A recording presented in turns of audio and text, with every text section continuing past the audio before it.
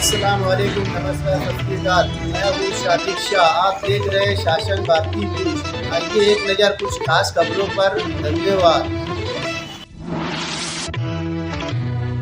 की तरफ से अबू आसिम आजमी का जो निलंबन हुआ सस्पेंड किया गया, उनकी हिमायत में हमारा धरना था कि अबू आसिम आजमी साहब महाराष्ट्र में वाहिद ऐसे लीडर और एमएलए हैं जो हर जुल्म और नाइंसाफ़ी के खिलाफ बोलते हैं। उनका हाउस में रहना ये सिर्फ उनके हल्के के लिए ज़रूरी नहीं है, वो हमारे जैसे मालेगांव शहर जहाँ हमेशा जुल्म और नाइंसाफ़ी हमारे ऊपर हो रही है, ऐसी आवाम के लिए भी उनका हॉल में रहना ज़रूरी है। और उन्होंने किसी महापुरुष का अपमान नहीं किया, उन्होंने किसी के बारे में बुरा भला नहीं बोला। उसके बावजूद भी कानून और जमहूरियत को किनारे रखकर उनको सस्पेंड किया गया। जो बात हाउस में बोली नहीं गई, उस हाउस ने उनको सस्पेंड किया। महाराष्ट्र में इस तरह से फिरका परस्त पार्टी के कई एमएलए हैं जो मुसलसल ऐसे बयानात देते हैं जो कानून के भी खिलाफ हो, जो लोकशाही के भी खिलाफ हो। उनके खिलाफ कोई कार्रवाई नहीं करते हुए सिर्फ मामूली सी बात, जिसका कोई मतलब ये नहीं था कि किसी का अपमान, उसको सस्पेंड करना और अबू आसिम आजमी साहब को मुसलसल धमकी देना। उनको मुसलसल धमकी दी जा रही है जान से मारने की, क्योंकि एक फिल्म जो आई थी छावा, उस फिल्म से लोगों को एहसास दिलाया जा रहा है कि मुसलमान जो है वो शिवाजी महाराज या छत्रपति महाराज के खिलाफ थे। जबकि सच बात यह है कि वो फिल्म में जिसने जो डायरेक्टर ने बनाया है, शिवाजी महाराज की बीवी यशोबाई, उनके ही दो भाई उस वक्त औरंगजेब के साथ गद्दारी करके इनकी मुखबरी की है, ऐसा फिल्म में बताया गया। उस पर उनको नोटिस दी गई छावा के डायरेक्टर को, और उसने ये बात मानी कि हिस्ट्री में, इतिहास में छेड़छाड़ हुई है। उसके लिए मैं माफ़ी मांगता हूँ। जो फिल्म बनाने वाला डायरेक्टर आज माफ़ी मांगता है, उसकी फिल्म को देखकर लोगों को बताना कि वो सच बात है, ये बिल्कुल गैर मुनासिब बात है।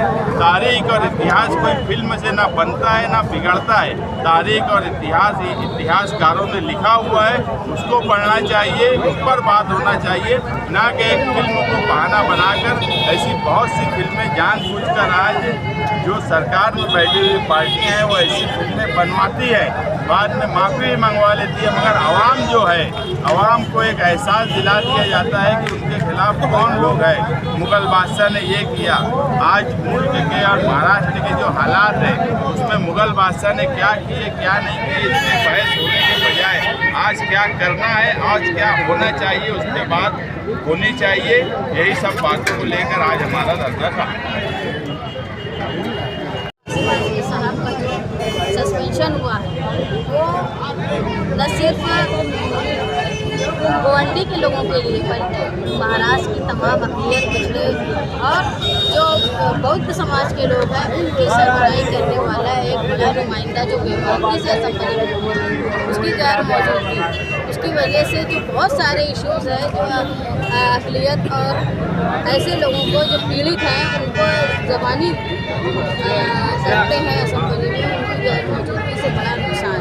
इसलिए और दूसरा जो अबू आसिम आजमी साहब का जो बयान था, वो बयान उन्होंने अपनी ज़ाती राय नहीं दी थी, उन्होंने अपना बयान वो दिया था जो तारीख के मौजूद कहते हैं।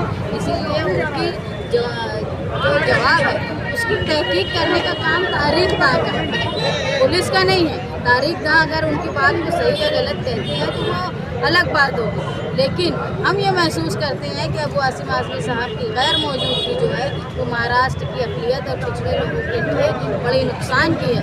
इसलिए ज़रूरी है कि जो बाकी से लोगों के जुल्म के खिलाफ आवाज़ रखता है और हुकूमत के ज़ालिमाना फैसले के खिलाफ बोलता है, उसका मौजूद रहना बहुत ज़रूरी है।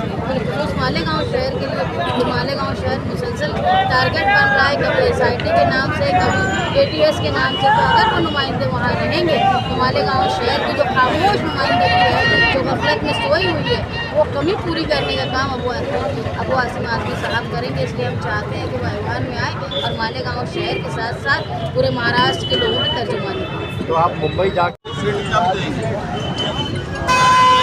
गवर्नर को भिजवा दिए। जल्दी जमा करो इधर देखो रिसीव हो चाहिए क्या आप जमा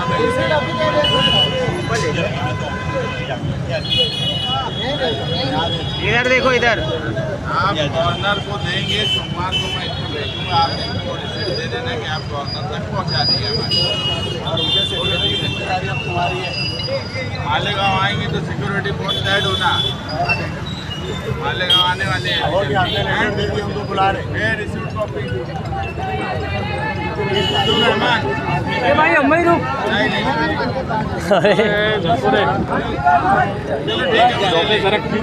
नहीं झोपे